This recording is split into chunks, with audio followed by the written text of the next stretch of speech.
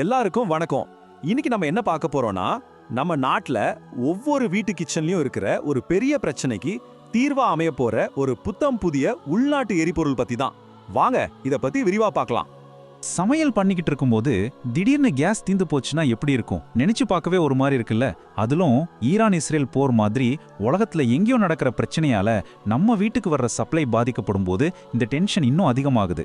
Cylinder எப்போ காலியாகுமோங்கிற கவலை நம்ம எல்லாருக்குமே இருக்கு. பாருங்க, பிரச்சனையே இங்க தான் ஆரம்பிக்குது. இந்தியாவுக்கு தேவையான சமையல் எரிவாயுல 65% நாம வெளிநாடுகள்ல இருந்தா இறக்குமதி பண்றோம். அதாவது வருஷத்துக்கு சுமார் 21 மில்லியன் டன் எல்பிஜியை நம்ம டாலர் கொடுத்து வாங்கிட்டு இருக்கோம். இதனால உலக மார்க்கெட்ல விலை ஏறினா இல்ல சப்ளை நின்னு போச்சுன்னா நாம தான் நேரடியா பாதிக்கப்படுறோம். ஸோ இந்த மாதிரி இறக்குமதியையே நம்பி இருக்கிறதுனால என்ன ஆகுதுன்னா, நம்ம நாட்டில் இருக்கிற வீடுகள்ல இருந்து பெரிய பெரிய தொழிற்சாலைகள் வரைக்கும் ஒரு விதமான பதற்றம் இருந்துகிட்டே இருக்கு. அடுத்த சிலிண்டர் எப்போ கிடைக்கும், விலை ஏறிடுமோங்கிற கவலை இருந்துகிட்டே இருக்கு. ஆனா எல்லா கவலைக்கும் ஒரு நல்ல செய்தி இருக்கு. நம்ம இந்திய விஞ்ஞானிகளே இதுக்கு ஒரு சூப்பரான தீர்வு கண்டுபிடிச்சிருக்காங்க. அதுதான் இந்த டிஎம்இ டெக்னாலஜி. எல்பிஜிக்கு ஒரு அருமையான நம்ம ஊர் மாற்று. அதுக்கு பேரு தான் டைமெத்தில் ஈதர், இல்லனா சுருக்கமா டிஎம்இ. பார்க்கறதுக்கும் சரி, அதோட தன்மைக்கும் சரி, இது கிட்டத்தட்ட 90% நம்ம எல்பிஜி மாதிரியே இருக்கும். புனேல இருக்கிற நம்ம நேஷனல் கெமிக்கல் லேபரட்டரி விஞ்ஞானிகள் தான் இந்த அட்டகாசமான கண்டுபிடிப்புக்கு பின்னாடி இருக்காங்க. இப்போ இதுல ஒரு பெரிய ப்ளஸ் பாயிண்ட் என்ன தெரியுமா? இந்த டிஎம்இயை பயன்படுத்த நீங்க புதுசா ஸ்டவ் வாங்க தேவையில்ல, பர்னர் மாத்த தேவையில்ல, பைப்லைனையும் மாத்த தேவையில்ல.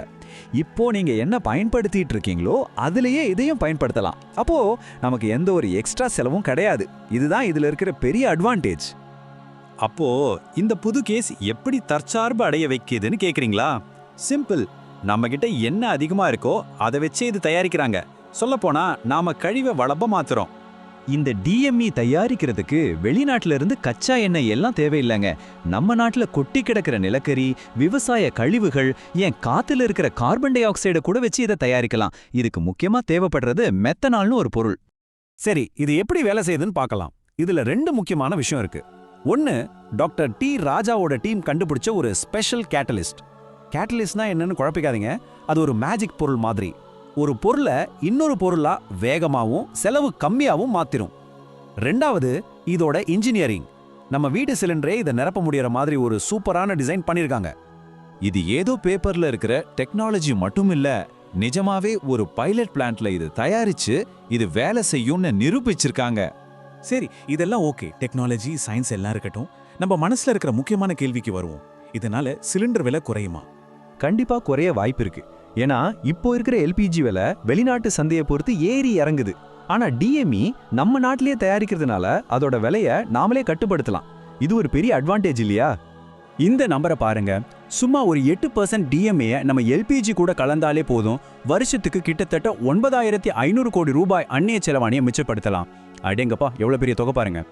அது மட்டும் இல்ல, விஞ்ஞானிகள் என்ன சொல்றாங்கன்னா, நிலக்கரி இல்லனா விவசாய கழிவிலிருந்து இதை தயாரிச்சா எல்பிஜி விலையை விட 1.8 மடங்கு விலை கம்மியா இருக்க வாய்ப்பு இருக்காம்.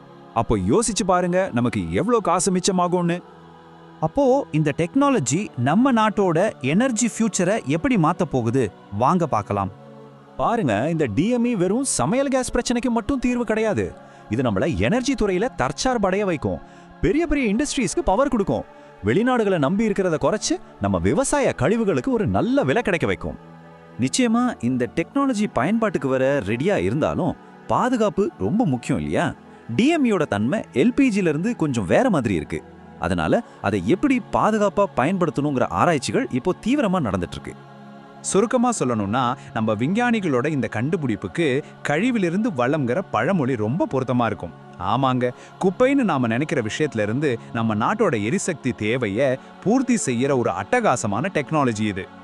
ஸோ இந்த புது டெக்னாலஜி உண்மையிலே நம்ம நாட்டோட எனர்ஜி ஃபியூச்சரை மாத்தி எல்லா வீட்டு சமையலறைக்கும் விலைவாசி உயர்வுல இருந்து ஒரு நிம்மதியை கொடுக்குமா? உங்க பதில் என்ன? யோசிச்சு பாருங்க.